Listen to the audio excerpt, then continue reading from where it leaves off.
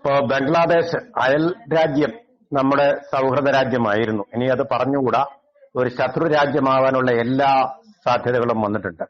അവിടെ ഭൂതത്തെ കൂട്ടിലടച്ചിട്ടതുപോലെ കുപ്പിയിലാക്കിയിരുന്നത് പോലെ ഇപ്പോ തുറന്നുവിട്ടിരിക്കുകയാണ് അവിടുത്തെ മുൻ പ്രധാനമന്ത്രിയായിരുന്ന ഖാലിദ സിയായി. ഖാലിദ സിയായും അതുപോലെ തന്നെ ഷെയ്ഖ് ഹസീനയുമായിരുന്നു അവിടെ ശത്രുപക്ഷത്തുള്ള രാഷ്ട്രീയക്കാർ. എതിരാളികളെന്ന് പറയാൻ പറ്റത്തില്ല, അത്ര കടുത്ത ശത്രുതയിലായിരുന്നു ഖാലിദ സിയായും ഷെയ്ഖ് ഹസീനയും.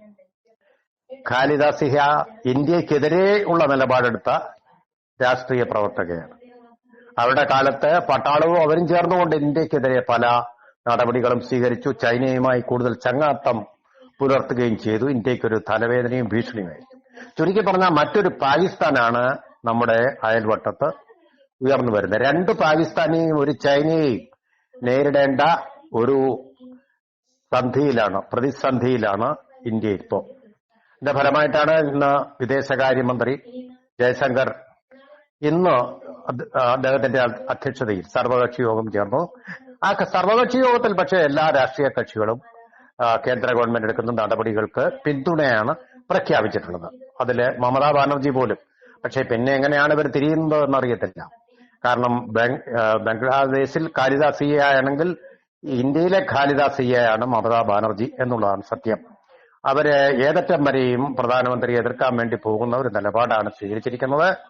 അദ്ദേഹത്തിനെതിരെ ശത്രുപക്ഷത്തു നിന്നും ബംഗ്ലാദേശിൽ നിന്നും കുടിയേറിയവരെയും ഒക്കെ സമാഹരിച്ചുകൊണ്ട് രാഷ്ട്രത്തിനെതിരെ തന്നെ പ്രവർത്തിക്കാൻ തയ്യാറുള്ള ആൾക്കാരുടെ ഒരു ചങ്ങാത്ത വലയമാണ് ബംഗാളിൽ സൃഷ്ടിച്ചിരിക്കുന്നത്. അതിന്റെ തേരിലാരെയാണ് അവർ വെന്നിക്കൊടി എപ്പോഴും പാറിക്കാറുള്ളതും. അവരെ എന്ത് ക്രിമിനൽ കുറ്റങ്ങൾ ചെയ്താലും അവരെ സംരക്ഷിക്കുന്ന ഒരു നിലപാടാണ് സ്വീകരിച്ചിരിക്കുന്നതെന്ന് വാർത്തകളിലൂടെ നമ്മൾ മനസ്സിലാക്കുന്നു. കോടതിയുടെ വിധികളിലൂടെയും അത് പ്രബലമായിട്ട് വരുന്നുണ്ട്. അതെന്തായാലും ശരി, ഇപ്പോൾ തൽക്കാലം അവർ അടങ്ങിയിരിക്കുകയാണ്.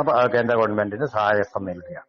ഇപ്പോ ഖാലിദ സിയ ഉന്നയിക്കാറുള്ള വലിയൊരു പ്രശ്നം ഇപ്പോ നമ്മൾ ഈ ഷെയ്ഖ് ഹസീനയ്ക്ക് അഭയം നൽകി എന്നുള്ളതാണ്.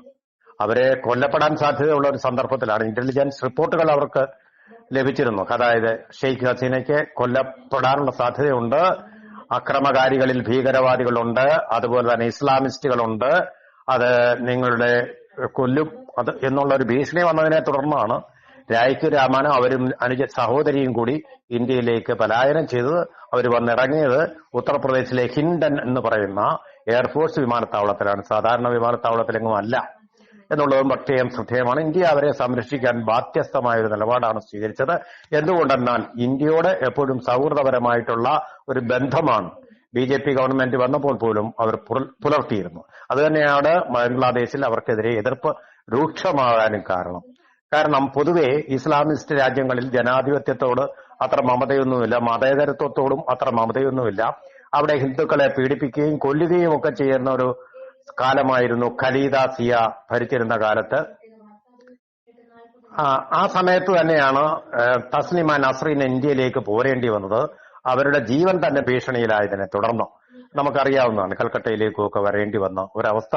അവിടെ അഭയം കിട്ടാതെ ലജ്ജ എന്ന് പറയുന്ന ഒരു നോവൽ, അവിടെ ഹിന്ദുക്കൾക്കെതിരെ നടക്കുന്ന ആക്രമണങ്ങൾ ലജ്ജാവഹമാണെന്ന് പറഞ്ഞതിന്റെ പേരിലാണ് അവരെ കൊല്ലാൻ വേണ്ടി ഇസ്ലാമിസ്റ്റുകൾ അവിടെ ശ്രമിച്ചിരുന്നത്. അപ്പൊ ഇസ്ലാമിസ്റ്റുകൾക്ക് ഇപ്പോൾ വേര് ലഭിച്ചിരിക്കുന്ന, പാകിസ്ഥാന്റെ പിന്തുണയും ലഭിക്കുന്ന ഒരു സന്ദർഭമാണിത്. അവിടെ ഇപ്പൊ എന്തും ചെയ്യാൻ മടിക്കാത്ത ഇസ്ലാമിസ്റ്റുകളുണ്ട്. ഭീകരവാദത്തിൽ അതിലഭിമാനിക്കുന്ന ഒരു വർഗം ആൾക്കാരവിടെ ഉണ്ട്. അപ്പൊ അതാണ് ഇപ്പൊ ഭീഷണി. അവർ തന്നെയാണ് ഇന്ത്യക്കും ഭീഷണി. ബംഗ്ലാദേശ് വിമോചന യുദ്ധകാലത്ത് 19 ലക്ഷം ബംഗ്ലാദേശികളെയാണ് ഇന്ത്യയിലേക്ക് അഭയാർത്ഥികളായിട്ട് വന്നതും അവരെ ഇന്ദിരാഗാന്ധിയുടെ നേതൃത്വത്തിലുള്ള ഗവൺമെന്റ് ഇവിടെ ബംഗാളിൽ തന്നെ പല സ്ഥലങ്ങളിലായിട്ട് അഭയാർത്ഥി ക്യാമ്പുകൾ കെട്ടി സംരക്ഷിച്ചിരുന്നു. അവരിൽ പലരും ഇപ്പൊ പോയിട്ടില്ല, പലരും ഇവിടെ തന്നെ ഉണ്ട്. ഇപ്പോ കണക്കനുസരിച്ച് ബംഗാളിൽ തന്നെ 3 ലക്ഷം മുസ്ലിങ്ങൾ ഉണ്ട് ബംഗ്ലാദേശിൽ നിന്ന് കുടിയേറിയവർ. അതുപോലെ അസമിലും ഉണ്ട് കുടിയേറ്റക്കാരായ, അതിന്റെ കണക്കില്ല.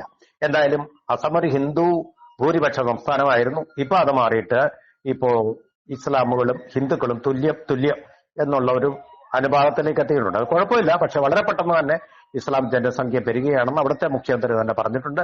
വളരെ പെട്ടെന്ന് തന്നെ അതൊരു ഇസ്ലാം ഭൂരിപക്ഷ സംസ്ഥാനമായിട്ട് മാറാൻ സാധ്യതയില്ല. അപ്പൊ ഇത് വളരെ സ്ട്രാറ്റജിക് ആയിട്ടുള്ള അതിർത്തികളാണ്. ഈ അതിർത്തികളിൽ ഉണ്ടാകുന്ന ഏത് ചലനങ്ങളും അവിടുത്തെ ഡെമോഗ്രാഫിക് പ്രൊപ്പോർഷൻ, അതായത് ജനസംഖ്യാ അനുപാതത്തിൽ ഉണ്ടാവുന്ന ഏത് മാറ്റവും ഇന്ത്യയെ പ്രതികൂലമായിട്ട് ബാധിക്കാം. അതുതന്നെയാണല്ലോ കാശ്മീരിലെയും പ്രശ്നം, അവിടുത്തെ മതപരമായിട്ടുള്ള ആ അനുപാതത്തിൽ വ്യത്യാസം. അതുകൊണ്ടാണ് പലപ്പോഴും ഇസ്ലാമിസ്റ്റുകൾക്ക് നുഴഞ്ഞു കയറാനും പാകിസ്ഥാൻ ഭീകരവാദികൾക്ക് വന്നുകൂടി ഇന്ത്യക്ക് നേരെ ഇന്ത്യയെ ബ്ലീഡ് ചെയ്യുക എന്നാണ് പറയുന്നത്, ഇന്ത്യയിൽ രക്തം ചൊരിയാനും വേണ്ടിയുള്ള സന്ദർഭങ്ങൾ ഉണ്ടാക്കിക്കൊണ്ടിരുന്നത്. ഇപ്പോഴും അതിന് തരം കിട്ടിയാൽ നരേന്ദ്രമോദിയുടെ വളരെ ശക്തമായിട്ടുള്ള ഇടപെടൽ ഒന്നുകൊണ്ടും ഇച്ഛാശക്തി ഒന്നുകൊണ്ടും മാത്രമാണ് അതൊന്നും തൽക്കാലം സംഭവിക്കാതിരിക്കുന്നത്. പക്ഷേ അത് എപ്പോഴും പൊട്ടാവുന്ന ഒരു ബോംബായിട്ട് തന്നെ, ഡെമോക്ലിസിന്റെ വാളായിട്ട് തന്നെ അവിടെ അവശേഷിക്കുന്നുമുണ്ട്. ഈ സന്ദർഭത്തിൽ ഇപ്പോ ഐക്യരാഷ്ട്രസഭയുടെ നേതൃത്വത്തിൽ ബ്രിട്ടന്റെ ഒരു സംഘം ആൾക്കാര് എന്താണ് സംഭവിച്ചതെന്ന് അറിയാൻ വേണ്ടി ബംഗ്ലാദേശിലേക്ക് വരുന്നുണ്ട്. അതുപോലെ തന്നെ നമ്മൾ ഓർക്കേണ്ട ഒരു കാര്യം, ജനാധിപത്യപരമായിട്ട് 5 തവണ പ്രധാനമന്ത്രിയായിട്ടുള്ള ഇപ്പോഴുള്ള രാജിവെച്ച പലായനം ചെയ്ത പ്രധാനമന്ത്രിയെ, അതായത് ഷെയ്ഖ് ഹസീനയെ പിന്തുണയ്ക്കുന്ന നിലപാടല്ല അമേരിക്ക സ്വീകരിച്ചതെന്ന്, ലോക പോലീസ് ചമയുന്ന അമേരിക്ക സ്വീകരിച്ചതെന്നുള്ളത് മനസ്സിലാക്കണം നമ്മൾ. അവർ എടുത്ത നിലപാട് കാരിദാസിയായിക്ക് ഏതാണ്ട് അനുകൂലമായിട്ട് വരുന്നത്, അതായത് ജനാധിപത്യപരമായിട്ട് സംഭാഷണങ്ങളിലൂടെ വേണം ഈ ഭീകരവാദികളെ നേരിടാനെന്ന് അവർ പറഞ്ഞത്. പക്ഷെ അവരുടെ രാജ്യത്തിന് അത് ബാധകമല്ല. ട്രംപും സംഘവും ക്യാപിറ്റലിലേക്ക് കയറിയപ്പോ അതിക്രൂരമായിട്ടുള്ള വെടിവെയ്പ്പ് ഉൾപ്പെടെയുള്ള നടപടികളാണ് അവർ സ്വീകരിച്ചത്. അപ്പൊ അവരങ്ങനെയൊന്നും സമാധാനപരമായിട്ടല്ല ഇത്തരം ആക്രമണങ്ങളെ നേരിടുന്നത്. പക്ഷേ ഷെയ്ഖ് ഹസീന അങ്ങനെ ചെയ്തു കൊള്ളണം എന്നുള്ള തിട്ടൂരമാണ് അവർ നൽകിയിരുന്നത്. അതുകൊണ്ട് തന്നെ അവരെ ഷെയ്ഖ് ഹസീനയെ പിന്തുണയ്ക്കാനുള്ള സാധ്യതയില്ല എന്നാണ് നമ്മൾ മനസ്സിലാക്കുന്നത്. കാരണം അമേരിക്കയെ വെല്ലുവിളിച്ച ഒരു നേതാവ് കൂടിയായിരുന്നു ഷെയ്ഖ് ഹസീന. ഇന്ത്യയോടൊപ്പം നിന്നുകൊണ്ട് ചൈനയെയും വെല്ലുവിളിച്ചിരുന്നു. അങ്ങനെ ശത്രുക്കളായിട്ടുള്ള 2 ലോകരാജ്യങ്ങൾ പോലും ഇവരെ ശത്രുവായിട്ട് പ്രഖ്യാപിച്ച സന്ദർഭം കൂടി, അവരെ അനുകൂലിക്കാത്ത സന്ദർഭം കൂടിയാണ്. അല്ലെങ്കിൽ അമേരിക്കയായിട്ട് ഇടപെട്ടുകൊണ്ട് അതിന്റെ യുദ്ധക്കപ്പലുകൾ ഇപ്പോ ബംഗാൾ ഉൾക്കടലിൽ വന്ന് നിറഞ്ഞതിനെ ഷെയ്ഖ് ഹസീനയെ പിന്തുണയ്ക്കാൻ വേണ്ടി. ഇതിപ്പോ അതൊന്നും ഉണ്ടാവില്ല. ഇസ്രായേലിൽ അങ്ങനെ വന്നിട്ടുണ്ടല്ലോ പലതവണ.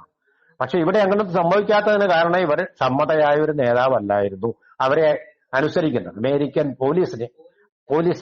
ലോക പോലീസായ അമേരിക്കയെ അംഗീകരിക്കുന്ന ഒരു സ്ത്രീ അല്ലായിരുന്നു, ഒരു ഉരുക്കു വനിത തന്നെയായിരുന്നു എന്നുള്ളതാണ്. അതുകൊണ്ട് ലോകരാജ്യങ്ങളുടെയോ അവിടുത്തെ മാധ്യമങ്ങളുടെയോ പിന്തുണ ഇവർക്ക് കിട്ടാൻ സാധ്യതയില്ല. ഇസ്ലാമിസ്റ്റുകൾ വിചാരിച്ചു കഴിഞ്ഞാൽ അവർ ന്യൂനപക്ഷമാണെങ്കിലും അട്ടിമറിക്കാൻ സാധ്യതയുണ്ട്. ജനാധിപത്യത്തെ വാസ്തവത്തിൽ അട്ടിമറിച്ചിരിക്കുകയാണ് ബംഗ്ലാദേശിലെ ഇസ്ലാമിസ്റ്റുകൾ. ഈ ഇസ്ലാമിസ്റ്റുകൾ കൂടാതെ വിദ്യാർത്ഥികളും ഉണ്ടായിരുന്നു. ആദ്യം വിദ്യാർത്ഥികൾ അവരുടെ സമരം ഏതാണ്ട് നിർത്തിവെച്ചിരുന്നു. 30% സംവരണം അവിടെ ബംഗ്ലാദേശ് വിമോചന യുദ്ധത്തിൽ പങ്കെടുത്തവർ പിൻഗാമികൾക്ക് ജോലിയിൽ നൽകണം എന്നുള്ള ഒരു ഉത്തരവാണ് ഈ പ്രക്ഷോഭത്തിന്റെ ഒക്കെ കാതലായിട്ടുള്ളത്. അത് ഷെയ്ഖ് ഹസീന തന്നെ 5% കുറച്ചിരുന്നു. അതോടുകൂടി വിദ്യാർത്ഥികളുടെ പ്രക്ഷോഭം കെട്ടടങ്ങി. പക്ഷെ ഇസ്ലാമിസ്റ്റുകൾ അടങ്ങിയില്ല. അവര് ഷെയ്ഖ് ഹസീന താമസിക്കുന്ന അവരുടെ വീട്ടിലേക്ക് മാർച്ച് ചെയ്തുകൊണ്ട് അവരെ ആക്രമിക്കാനും അതുപോലെ തന്നെ കൊല്ലാനും മുതിർന്നു. അതുകൊണ്ടാണ് അവർക്ക് പലായനം ചെയ്യേണ്ടി വന്നത് എന്നുള്ളതാണ് സത്യം. പക്ഷേ ഒരു കാര്യം ഓർക്കണ്ട, ഡാക്ക യൂണിവേഴ്സിറ്റിയാണ് ലോക ഭാഷാ ദിനം ഓർക്കുന്നത്. ഡാക്ക യൂണിവേഴ്സിറ്റിയിലെ വിദ്യാർത്ഥികളുടെ സമരമാണ്. ആ പ്രക്ഷോഭത്തിൽ കൊല്ലപ്പെട്ടവരെ ഓർത്തുകൊണ്ടാണ് ലോക ഭാഷാ ദിനം ആചരിക്കുന്നത്, ലോക മാതൃഭാഷാ ദിനം ആചരിക്കുന്നത്. അതായത് പാകിസ്ഥാൻ ഉറുദു ഭാഷ ഇവരുടെ മേൽ, ഈ ബംഗ്ലാദേശിന് മേൽ അടിച്ചേൽപ്പിച്ചിരുന്നു. അതിനെ എതിർത്തുകൊണ്ട് ധാക്കയിലെ വിദ്യാർത്ഥികൾ നടത്തിയ സമരത്തിൽ നിരവധി പേർ കൊല്ലപ്പെട്ടു. ആ കൊല്ലപ്പെട്ട അവരുടെ ആ രക്തസാക്ഷിത്വത്തിന്റെ ഓർമ്മയ്ക്കായിട്ടാണ് ലോക ഭാഷാ ദിനം ആചരിച്ചു പോരുന്നത്. അത് അവിടുത്തെ വിദ്യാർത്ഥികൾ മനസ്സിലാക്കണം. പക്ഷെ ഇപ്പോൾ അവർ പോയിരിക്കുന്നത് പാകിസ്ഥാന്റെ തന്നെ അധിനിവേശത്തിലേക്കും അടിമത്തത്തിലേക്കും അവരുടെ ഒരു സഖ്യരാഷ്ട്രം എന്നുള്ള പദവിയിലേക്കുമാണ്. ഈ കാര്യം ആ വിദ്യാർത്ഥികൾ ഓർത്തിരുന്നാൽ നല്ലത് തന്നെ. കാരണം അവരിപ്പോ ചെന്നുപെട്ടിരിക്കുന്നത് സ്വാതന്ത്ര്യമില്ലാത്ത, ഒരു ജനാധിപത്യമില്ലാത്ത പട്ടാള ഭരണം വരുന്ന ഒരു അവസ്ഥയിലേക്കാണ്. പാകിസ്ഥാന്റെ മേൽക്കോയ്മയ്ക്ക് കീഴടങ്ങുന്ന ബംഗ്ലാദേശ് യുദ്ധത്തിലൂടെ എന്തു സാധിച്ചു അതിന്റെ നിരാകരണമാണ് ഇപ്പോൾ അവിടെ സംഭവിച്ചുകൊണ്ടിരിക്കുന്നതെന്ന് ചുരുക്കി പറയാം.